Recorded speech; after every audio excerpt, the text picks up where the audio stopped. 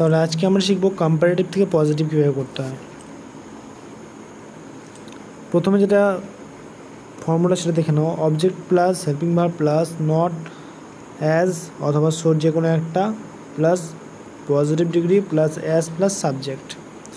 তো কোশ্চেনটা কী আছে, Goa is smaller than Karnataka. আচ্ছা খেয়াল করো, এখানে Goa is smaller than Karnataka, Goa হচ্ছে এখানে সাবজেক্ট, কর্ণাটকা হচ্ছে অবজেক্ট, স্মলারটা কম্পারেটিভ ডিগ্রি, ইজ হচ্ছে হেল্পিং ভার্ব, আর দেন তো তুমি বুঝতে পারছো কম্পারেটিভের সঙ্গে বসে। তো এটা অ্যান্সার কীভাবে লিখবো আমরা, বলছি অবজেক্টটা প্রথম বসবে, তাহলে কর্ণাটকা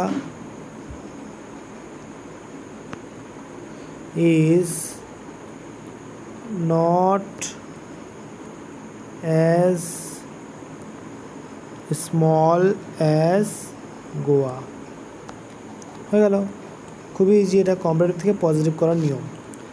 তার 2 নম্বর বারটা দেখো কীভাবে করতে হয়, Ram is stronger than Rahul, তাহলে রাম হচ্ছে subject, helping verb, comparative degree, Rahul হচ্ছে অবজেক্ট, তাহলে কি লিখবো, রাহুল ইজ নট, দুভাবে করা যায়, not as strong as Ram একটা হলো, আরেকভাবে করা যায় Rahul is not so strong as Ram, দুভাবেই করা যায়, ঠিক আছে, দুটোই কারেক্ট।